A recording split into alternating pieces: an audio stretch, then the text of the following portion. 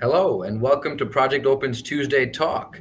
Tuesday Talk is a weekly talk series aimed at bringing, topics about substance use, addiction, brain health, prevention, treatment, and recovery. Bringing in experts to talk about these topics. Today, we're very excited to talk about another prevention and treatment topic as we approach the school year. Um, our children went through a lot last year with e-learning, adapting, as well as our teachers and their faculty. And we local organizations have realized that for years, and it became even more important in the last year. How we need to make sure that our school-based services are meeting those needs. And with us today, we've got our team from Sinnissippi. Sinnissippi Centers is a behavioral health provider agency. They service Lee, Ogle, Whiteside, and Carroll counties. We brought with us Gloria Martin, who is the Director of Child and Adolescent Services. She's brought a few of her experts to join us, and we're very, very excited that you guys are here today. Thanks for joining. Thank you. Gloria, I wanted to kind of tee it off to you. School-based services, kind of a broad term. Maybe talk a little bit about what it means, how you guys are operating the school-based services, and I believe you've kind of prepared a few slides to kind of maybe walk us through some of that. I have. Thank you, Akil. We are so excited to be able to be here today and talk about a program that we've watched grow over the last 4 or 5 years and we feel is hugely impactful in the lives of children and families that are in our community. So thank you so much. I'd like to introduce Sarah Peltier, who's a supervisor with our school-based programming, and she's also been delivering services as a school-based clinician for a number of years. April Ramirez is a clinician, and she has been providing school-based services for a number of years, and the last couple of years has been serving as a full-time school-based clinician as well, primarily in the Sterling and the Rock Falls areas. So I've asked them to join in with their perspective and kind of comment on sort of the things we're talking about from their point of view as on the ground providers. So, okay. So we wanted to talk a little bit today about why we think school-based behavioral health services are so important, how they are essential, we think, to the well-being of kids and families in our communities, why we continue to advocate for them, and why we want to see them grow and expand. Sinnissippi has been providing school-based services from 2015, and it's grown every year to include more schools. But we can't do this without the collaboration of so many other organizations. So the last couple of years, we've partnered with Project Open. We need the support of our local schools, and we have many other community organizations that agree with our point of view and help provide support.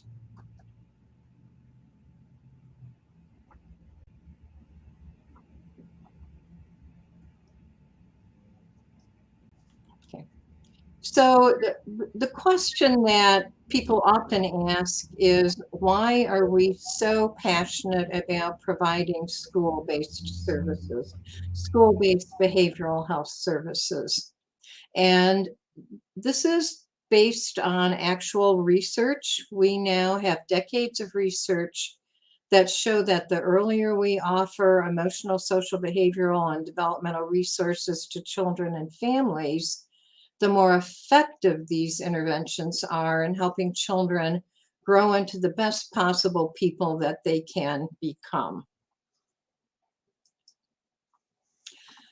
A lot of our understanding of why this is so important comes out of a study that was done in 1998 by two physicians, Folletti and Anda, and they provided significant research based on thousands of participants over a number of years that clearly demonstrated that early childhood trauma and abusive experiences resulted in long-term effects on future health, emotional well-being, and in some cases actually shortened individuals' lives due to the ongoing stress of those experiences. So we now know that early childhood trauma and experiences continue to affect functioning throughout the course of our life unless we get appropriate interventions in a timely manner.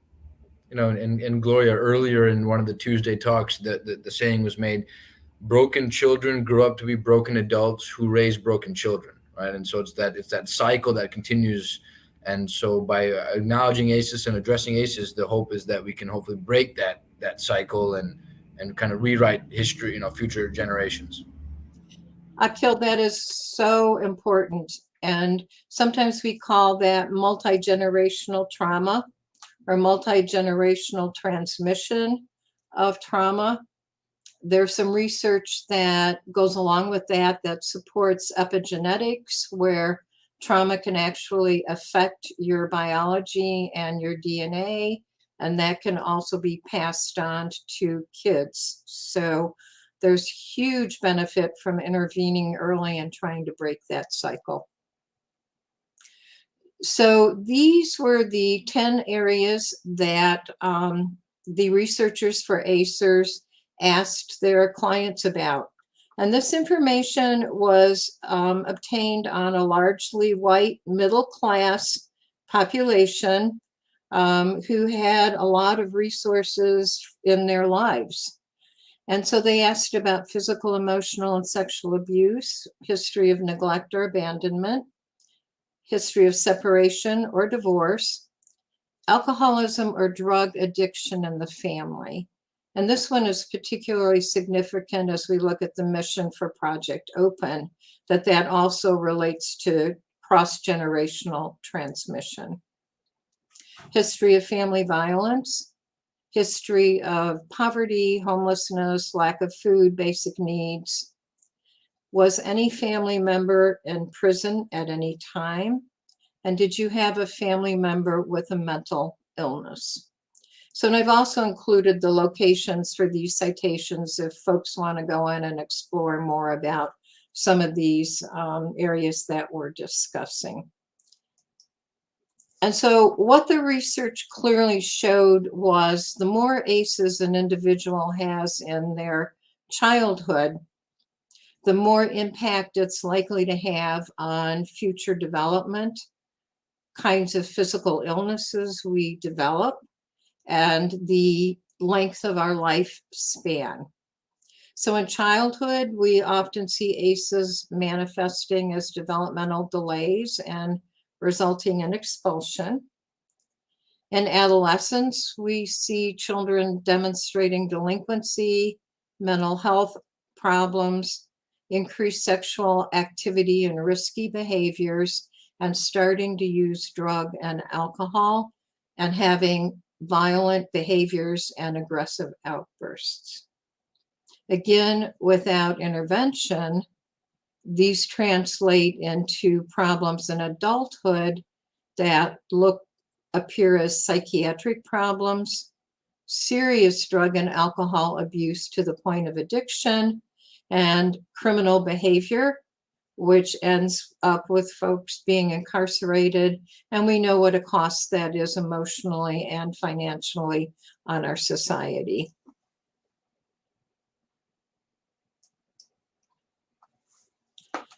So what we know is that approximately 1 in 6 children has a mental illness or a developmental disorder.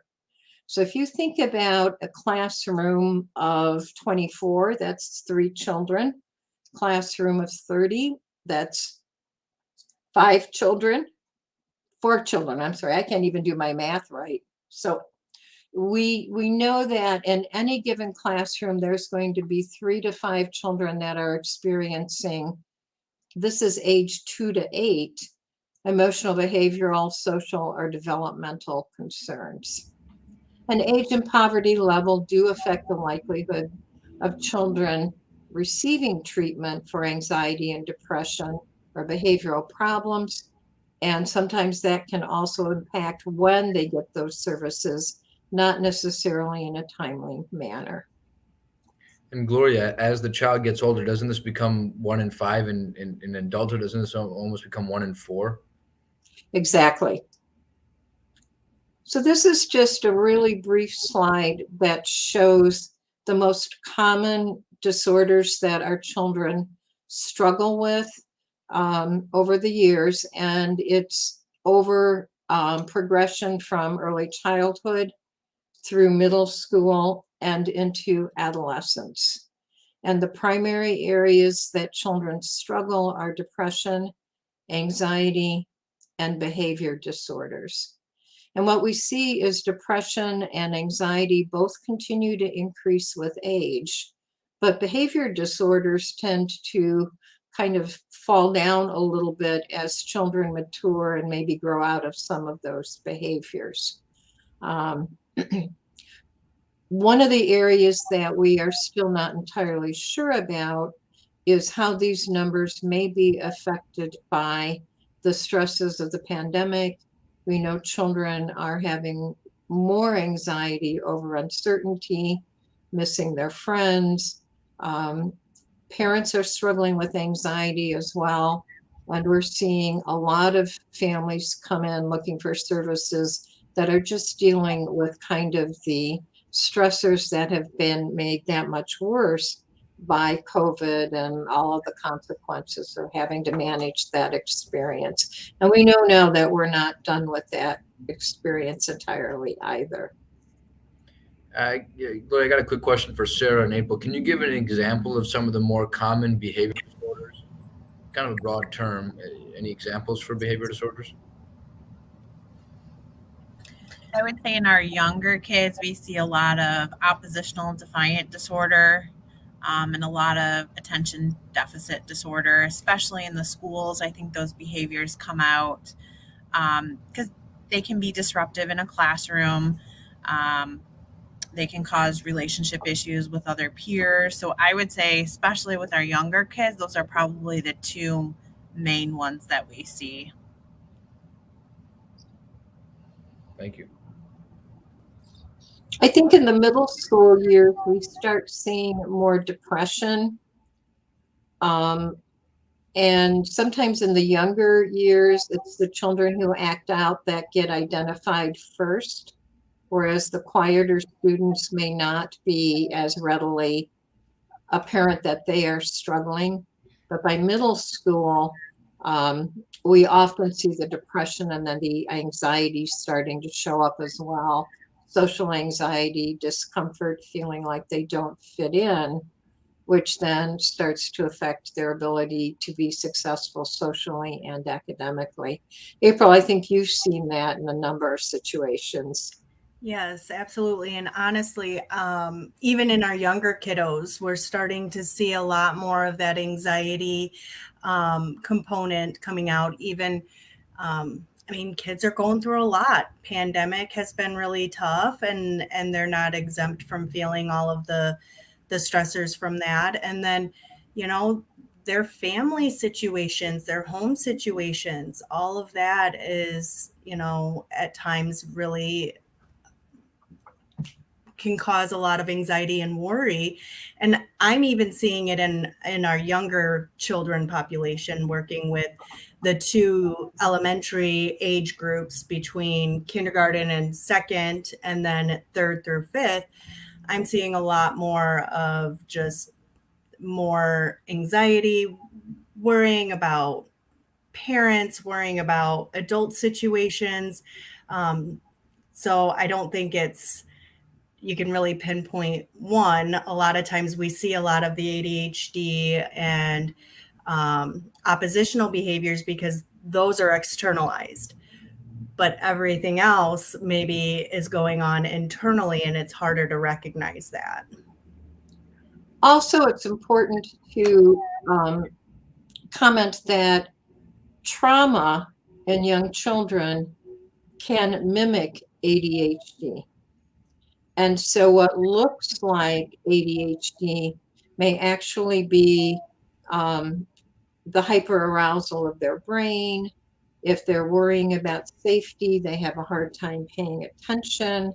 Restlessness goes along with PTSD. So for very young children, sometimes it's hard to do a good differential assessment of what might be ADHD and what might be related to trauma. And the majority of our school-based kids all have that common factor with some type of trauma. But how it looks in that particular child, it varies kiddo to kiddo. Sarah and April did groups with children this summer, elementary and middle school. And they had some feedback and observations about how these kids responded to being able to get out and socialize. I'd love for you to share some of your examples from the groups. So we basically, for our summer groups, we open them up to school-based kids, but we also open them up to any in-office clients that might want to do them. We take them on outings and basically do real life experiences while incorporating therapy, skill building, working on relationships with others. And we've done this now for, 5 years at least. And they go really well. And the kids absolutely love them. And if you ask me, these kids get more out of these real life experiences than anything. A lot of them don't get those experiences, but the relationships, we hear things like, this is the best day of my life, or, I made a best friend today. And those comments are just, they're rewarding and they make it all worth it. Now, are these clients, or is this open to the public? How do you get involved in something like this? You have to be a Sinnissippi client. Many of the children were children we connected with during the school year. Some were also seeing some clinicians office-based, but with the emphasis on virtual academics this year, so many children missed out on that opportunity to socialize. I think Sarah or April, one of you, was sharing with me the story of the little boy that just kind of hid in the tree. Yeah, at the beginning of group, he really struggled with social skills and feeling comfortable and engaged in group at the very beginning. And in the first day of group, it was hot. Super hot. And he just kind of stood in this low branch of a tree, and we would, come join us, let's do this. And he would maybe come in, and then you would see him kind of scoot out. And that was kind of how first day went. And then I want to say it was by second group, he was right in there and fully engaged. And smiles, even though, at times we couldn't see the smiles because of masks, but you can tell, like, you can see their eyes. And, just seeing him be able to incorporate and become part of the group was amazing. That brought, like, us smiles. And every morning when we went to pick him up, he was waiting for us at the door. And every afternoon when we dropped him off, he stood there and and this was a kid who wouldn't even talk. He would not talk to anybody. And he really just came out of his shell. And I don't know, it was great to see. Mm-hmm. Yeah, I think both our staff and our kids missed that opportunity for the summer activities and just the opportunity to share. So we were really excited to be able to offer summer groups for kids in 3 of our counties. We did that in 4 of our counties: Ogle, Lee, Carroll, and Whiteside. We did it in all of our counties.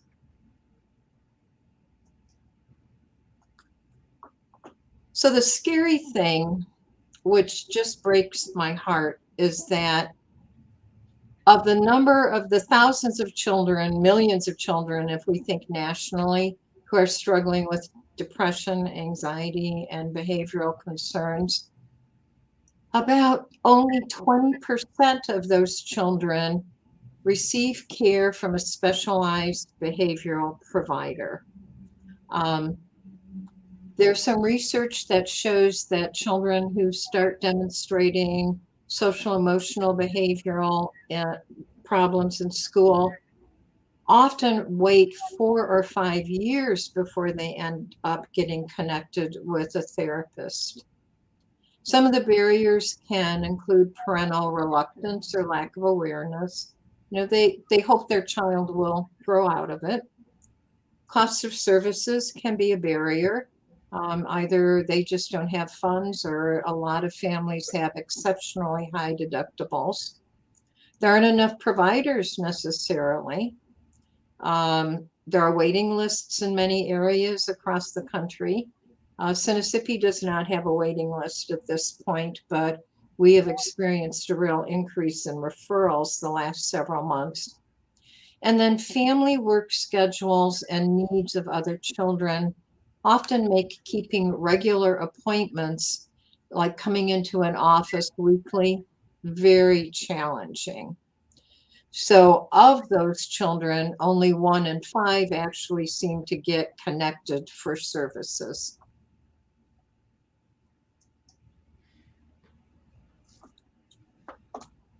So what we have found out is that some studies who have looked at what the presence of a school-based mental health clinician in the school does by improving access, they've shown that children are 10 times more likely to receive mental health services. So Sinnissippi started in 2015 in one county with one district and 3 schools offering on-site behavioral health counseling. We've now expanded to 2 schools in all 4 of our service county areas.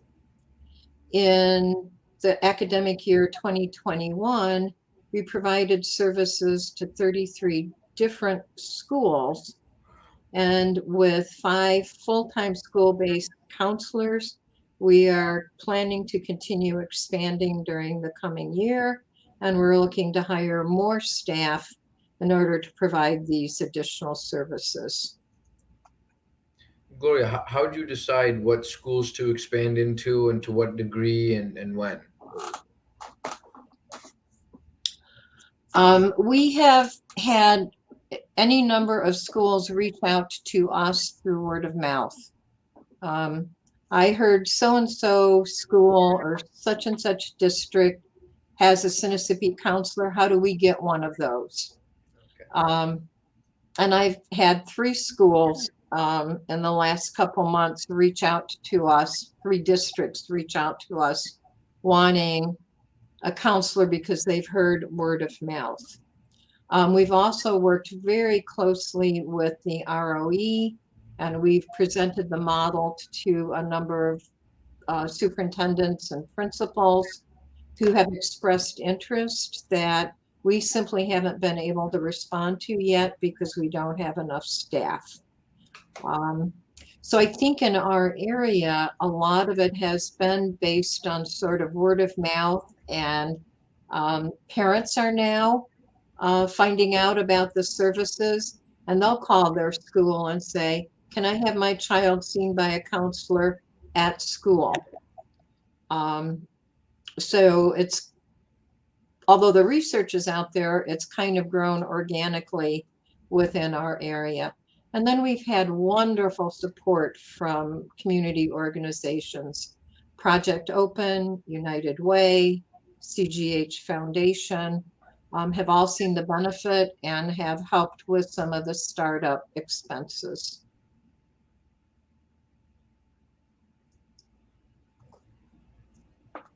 So since January of 2020, Project Open has provided a substantial amount of support to us.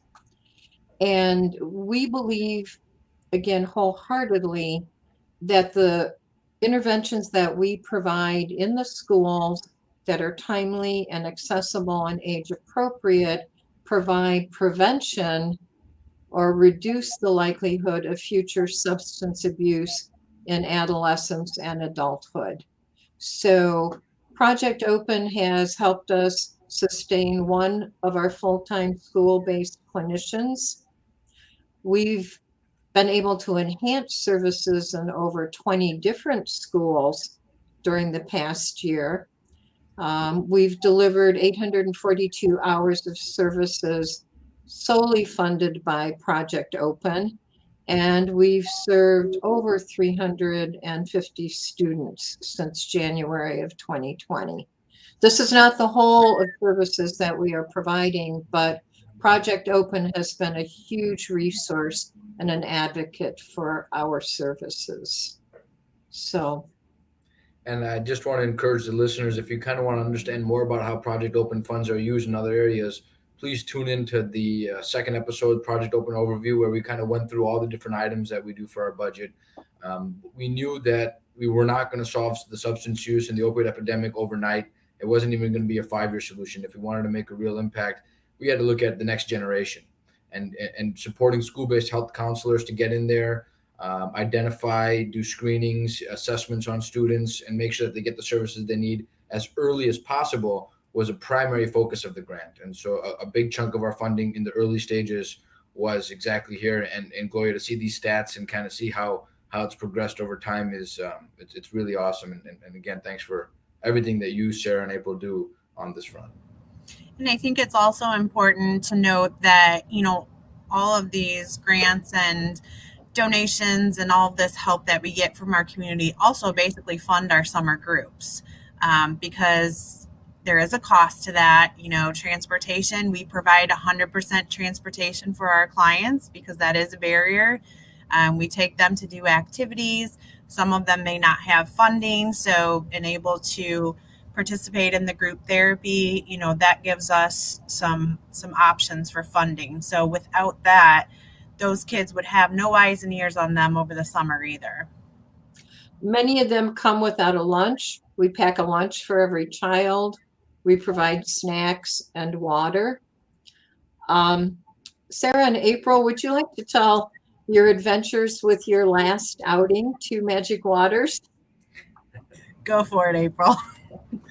I don't know if I'm the best one because it affected me too. Well, we had a wonderful day. It was very warm, but we kept hydrated and had a lot of fun. April, before you go on anymore, we have an old mini school bus that we purchased from a daycare center. That April and Sarah have been picking kids up and driving them around in this little bus. We got pretty attached to that bus over the summer. We did. We got to have it back next year. No air conditioning, but that didn't slow them down at all. Or radio, so we had to entertain ourselves and sweat and keep the windows down. But yeah, so took the bus to Magic Waters. Yes, we were on our way home from Magic Waters and we stopped to get a little treat. And I don't know if it was the combination of heat and then some maybe sugar in our tummies and a bus that was bouncing, but we had a young man get sick, and that triggered another young man to get sick. At least that one was off the bus. And that then triggered April to get sick.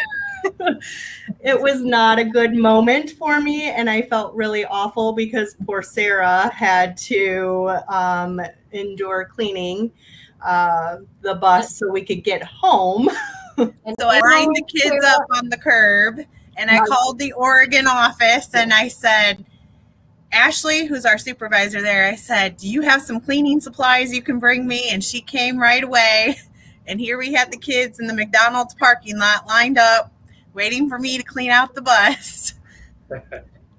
Thankfully, it happened in Oregon. Yes. And, despite all of that, it was still a great summer. And the kids, every day we heard them, are you are you doing this next summer? I want to do this next summer. Don't forget me for next summer. So we heard, and it came from every single one of them. Not one said that I don't like this. They loved every moment of it. And if we were running even 5 minutes late, our office was getting phone calls from parents whose kids were crying because they thought April and I forgot them that morning. Oh, that's so cute. I love that. I was wondering, the summer program seems like it's a major hit, and there's some good stories from that. You guys have any stories from during the school year, and it might be hard, maybe a story during e-learning and how you guys might have adapted to e-learning, and maybe an impact or a success story from when we were in traditional learning. I think our listeners and maybe superintendents or principals who don't have the program might drive some benefit from this. Absolutely. For me, e-learning presented a lot of challenges. COVID in general did. We had, schedules were adjusted. We had shortened school days. So it was very difficult to see the kids, but we made it work. Schools worked with us. If I had a kiddo who was doing e-learning and I was at the school allowed me to pull them out of class and meet with them virtually online to make sure that they're getting their services. The schools, for the most part, are very supportive of mental health and understand that while we're promoting mental health, we're also contributing to improved academic success. So this collaboration is very, very important for everybody. And we've gotten a lot of positive feedback from clients, families, schools. A couple specific success stories that I have. A couple years back, I worked with a kiddo. This was at a grade school and got the referral. They were ready to look into an alternative educational placement at a behavioral school because of his outbursts and disruption in the classroom. They linked him with me, said, hey, why not? Let's give it a shot. Within 6 months, we had his behaviors under control just through doing some behavior modification, some coping skills work. And by the end of that school year, they had totally changed the recommendation of looking at a different placement. He was actually taken off of a one-on-one aid and no longer needed her for behavior issues, and moved up to the next grade with, no issues. So that was definitely a success story. I have another client who, like Gloria said, school-based services allow kids who, for whatever reason, aren't in services, engage in those services. I have a client who, as a child, had 10 or more episodes of treatment, and for whatever reason, never followed through consistently. She was linked to me for school-based services, and because of that, I was able to meet with her consistently for 3 years. Mom was very engaged. Mom was just a single mom. She did not have transportation. She had 4 kids. She could not make her schedule work to try to get the client to the office. She was trying to hold a job. So me seeing her at the school was much more convenient, but mom would still come to the school whenever I needed to. She would participate in family sessions. So because of this service, she got 3 years of consistent therapy. And then moved on to another school, and mom's response was, I wish they would have had something like this when I was in school. So that really improved a relationship with a parent who, was somewhat resistant to services in the beginning. Sarah, before we pass it to April, just for some success, right? I wanted to, earlier you said for the most part, right? The schools are supportive for the most part. Any common barriers, or do you get any pushback for certain things over, with schools? I think it's important to remember that we as mental health providers have different goals than educators do. Not that either of our goals are more important or less important, but we have different jobs. So it's important for us to respect that, be mindful of that, and work together as a team. I do think there's an ongoing need, and in some schools more than others, for some trauma training, how to be trauma informed, and just kind of understanding how, mental illness can impact all aspects of your life, including academics. Because if your mental health is suffering, you're not going to be able to perform in a classroom. You're not going to be able to do a task that you don't care about or is very difficult to you. We have to take care of ourselves first. And we as a society, not just Sinnissippi, but a whole community, have to support that mental health has to become a priority. Thank you for that. I think another area that we struggled with, and even more this last year, Sarah, you said that very well in terms of different jobs and different roles, is that with the shortened school days and with children not on site as much, when we were physically on site, there was a bit of challenge in terms of which classes we would pull children out of.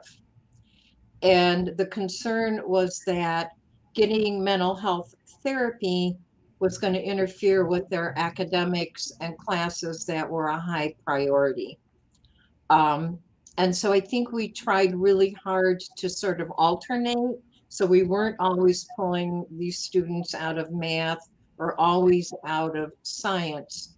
But I think we tried really hard to collaborate and respect each other's needs. But there were times when I think some of the teachers might have found that frustrating because they had such limited time, mostly this last year, to do their jobs. We really rely a lot on the administration of the school to kind of promote our service and make that mental health piece a priority, because if they do at that level, typically we get the support of the rest of the staff. That makes sense. April, I didn't know if you had any story that sticks out in your mind from the past that would, kind of just shows the impact and positivity of these programs. Well, just from the few years that I've been doing school-based services, I have really seen how just as a team approach with school counselors, with the teachers, with principals and myself, how we can really work as a team and provide a lot more support to children. So it's not just one area that we're focusing on. When we come into the schools, we have direct access to people that really it's a lot of times hard to communicate with. It's hard to communicate with teachers. They're busy. It's hard to contact and communicate with school counselors or principals. Any other type of mode of counseling in the office, we wouldn't get all of that feedback and we wouldn't be able to provide all of that feedback. And so with being in the schools, we really are able to provide balanced and well-rounded supportive services and really spitfire off of each other and collaborate and work together to make the best form of treatment for each child. I've participated in more IEP meetings in the last few years than I ever did in the past, just because my schedule didn't allow it before. And now I can be there and be a part of that process and advocate and educate as well, just so that we're all on the same page and can work together. Thank you for that. And a question I have is, so it probably is more with the older kids, but if you come across any substance use concerns, what's the protocol? What do you guys do when you come across substance use issues? You guys do the counseling for those, or do you refer, or is it in-house, or outsource, or? All of So, the above. yes. All of the above. Most of my population right now is all the elementary children. So I have not had any of that recently, but I have worked in high schools before, and that is and has been issues in the past. And yeah, referrals, education, um, providing support, resources, everything that we can to help families understand what's going on and to encourage those additional supports and treatments. One And of the things that I think is important to keep in mind when we talk about substance use and middle schoolers and even adolescents is that so often the substance use is a form of self-medicating. And it's really hard to pull the substance use out of what's going on emotionally, and um, often they're experiencing a tremendous amount of trauma and instability in their home. And so we try and work with both the mental health and the substance abuse and assess which might be driving which at any point in time. If the student starts to demonstrate really signs of strong addiction, increasing tolerance, high risk behaviors, then we would probably link them with an adolescent treatment program. But often we start seeing as early as fifth grade kids experimenting and using substances as a way to relieve depression and anxiety. You're right. It's kind of the chicken and the egg, right? What came first? What's causing the other? And it's good to know that the holistic approach is taken to kind of untangle the web and identify what way to address the problem. So that's very well put, Gloria. Right. A lot of people might wonder, especially parents with those early teens or even 10, 11, 12 year olds, confidentiality. How does that work when they're in the schools talking with you guys? To what degree are you allowed to share information when it's needed, or to what degree is it kept safe? And the students are probably wondering the same thing. Good question. Sarah? So for the most part, sessions with clients are confidential. We do have a liability that if a client reports to us that they are having thoughts to harm themselves, harm someone else, any abuse or neglect is going on, there are certain things that we do have to report.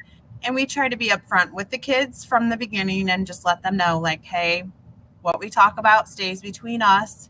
But if these reports come in, I may have to share them. Clients 12 and over can consent to their own services if we don't have parental consent. So I would say that with our school-based program, we do see an increased number of 12 years and older consenting to their own services. We can provide 8 90-minute sessions without parental consent. And then we would do a clinical staffing internally within the agency and determine if it was justified to continue those services beyond that 8 90-minute sessions. We do have some clients who, for whatever reason, parents have had bad experiences with mental health services or aren't open to it. And so we do, at middle school level and up through the high schools, have a handful of kids who request services without parents knowing. And we are able to do that. We make every effort to include parents and families and try to, get that going. Sometimes it happens, sometimes it doesn't, but the kids are able to access the services. Sinnissippi continues to abide by confidentiality based on our role as the community mental health center. Our records are kept separately. They are not kept on site in any of the schools. We don't leave any notes at the schools. Access to our electronic health record is a secure process, and it would not be possible for folks to be able to access without permissions and consents. We also try to reassure both the students and the family that we want to communicate with the school around issues that are relevant to improving the child's functioning and learning, but we're not going to share everything we hear in session, or are we going to hear everything that we know about the family? Because I think families and kids are still entitled to an important level of privacy. We are required to let people know what we share and when we share it. So whether the child is under 12 or over 12, if we're going to share some information with the school about some trauma or events that are going on in the home, we'll let the family know we'd like to share this. This is what we're going to say. Is that okay with you?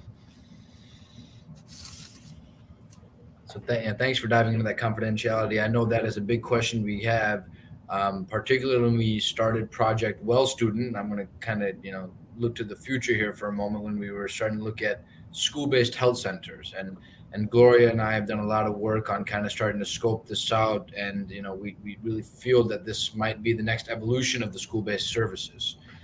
You guys have done an amazing job over the last number of years providing the brain health, the mental health, behavioral health, social, emotional side of it. And we're starting to see these school-based health centers now that kind of add in the clinical side of things. Some of them have gone as far as to add dental and vision side of things. And I think, that is really where we're starting to head in the future is, you mentioned it earlier, right? The holistic approach to addressing your concern. Well, we can't ignore the other pieces. I do think the socially emotional is arguably one of the most important, but making sure that they're getting their well child checks in regularly. And a lot of times students, the parents are unable to get them to their appointments regularly. And so if it's all right, I wanted to kind of move the conversation towards everyone's feelings and thoughts on school-based health centers, what our local areas and communities might be benefit from it, or what you guys perceive to be some of the barriers, and see what you guys think what the future looks like. I think for families, it will be a great opportunity for convenience wise, and for the kiddos. They'll be pulled from school less time. I have a lot of parents now who, when their child sees our psychiatrist, will request to come into the school and do the doctor appointment with me from the school, just because then they don't have to pull the kiddo from the school, take the kiddo to the office, take the kiddo back to the school. We can do everything right there. So I think convenience for clients and families will definitely be a great thing. I also feel that along with the convenience of that, they're missing less school that way. And then they can get back into their academic classroom more quickly. And then they're missing less of their daily programming of their academics. So if everything is kind of there readily accessible, it is convenient, but it also promotes, the educational piece of being back in the classroom faster and able to move along, with that piece as well. I remember when I was younger, it was awesome to have a doctor's appointment because it was a half-day event, right? You missed the whole morning or afternoon period. That would be eliminated, and I know obviously everyone's talking about e-learning and now the absence of school days. So kids are gonna have to learn. Technology is allowing us to keep them in school more. I also think collaboration may improve among any agencies or entities that are working with the family. It may be easier for the different agencies to collaborate as well.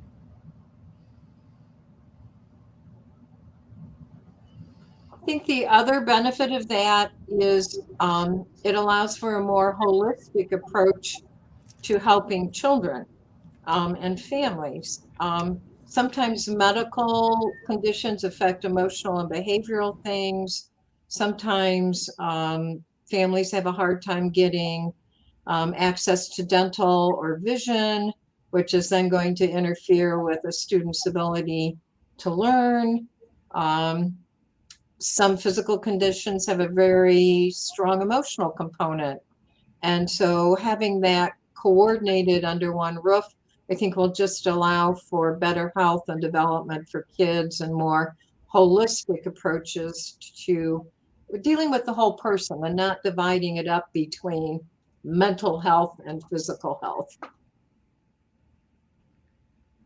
And so our listeners know Project Open is a tri-county grant. We have the health departments, hospitals, behavioral health agencies, education, transportation, social services. And this group, when we got into the opioid grant and we got into substance use, we knew that, hey, look, we have to work as far upstream as possible.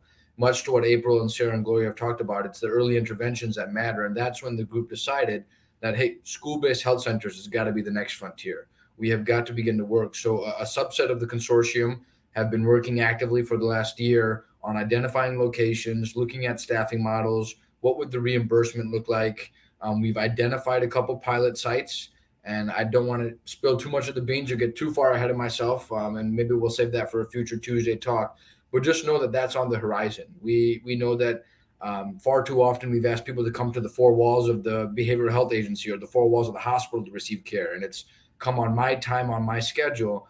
The next era is taking care outside the four walls, taking care to the patients, and school-based counselors have been on this fight and on that front line for a long time. And the school-based health centers with APPs and physicians, nurses, and additional behavioral, social, emotional support, in addition to ideally dental and vision, is where we are headed. And so we're very excited to announce that we're working on that in our tri-county area, and we hope to have some school-based health centers here in the next couple of years.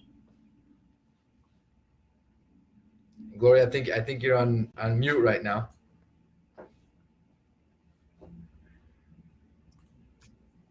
I'm going to get a t-shirt that says you're on mute. Every school may have a different model for how they provide that. So it's not necessarily one size fits all. One of the sites that we visited several years ago included healthy eating and, a whole wellness model in addition to the actual physical health component, which is kind of an exciting thought.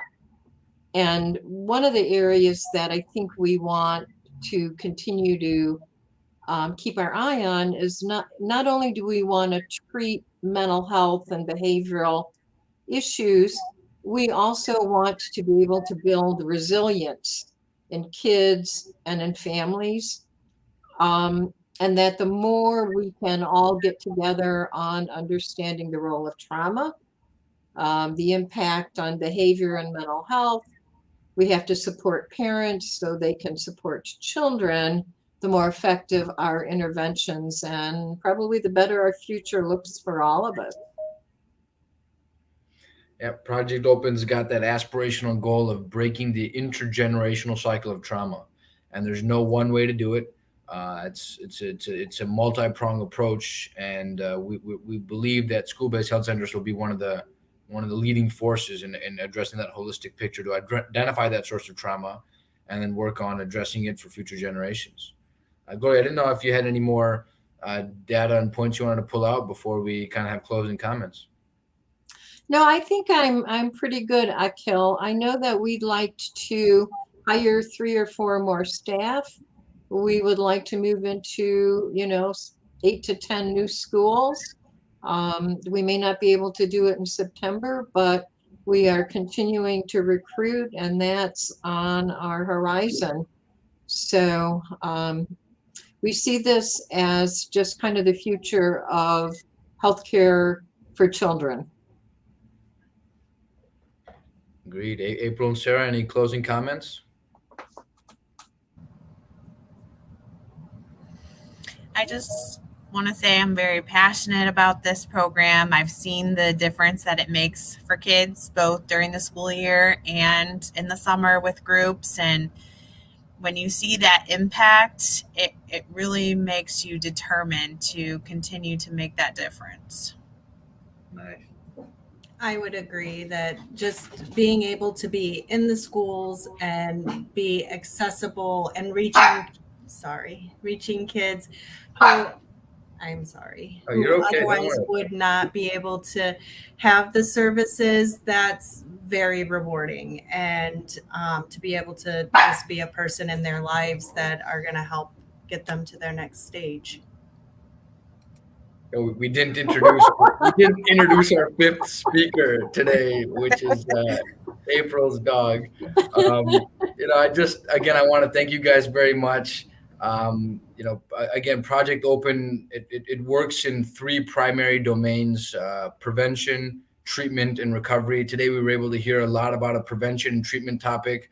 Gloria sits on our prevention champion group.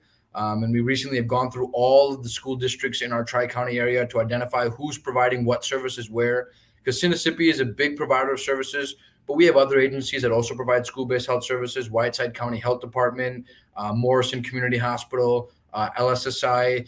And it's very important that in our rural America, we all work to leverage each other's resources. Sinnissippi is very strong in certain elements, LSSI is strong in others, and the grant has brought about a lot more collaboration between the agencies and making sure that we leverage each other's resources and abilities to the best of our abilities to serve ultimately the student and the patient to the fullest. And so Gloria, Sarah, and April are pioneers in the space. They're leading the charge. The consortium is behind them, the grants behind them. If you want to learn more about what we do and how to get involved, please visit theprojectopen.com. Reach out to us. We hold, committee meetings multiple times a month, consortium meetings every few months. These are open to the public. So please reach out and see how you want to get involved. It takes a village. And these are just a few members of the village that we're very proud to showcase today on our Tuesday talk. Again, thank you very much, you guys, for everything you do. And tune in next week to the next Tuesday talk. Akil, I completely echo your comments about we all have to collaborate, not compete, but partner. And as a result, the community just grows and blossoms. Yeah. And you've been doing it for way more years than we can count, Gloria. So thank you very, very much for everything you've done and all the mentorship you've provided and the guidance you've helped with all of our consortiums and agencies working together. You work behind the scenes, and we're happy to get you out in front of the camera now. So thanks for agreeing. Thanks. See you guys. Thank you. Thank you.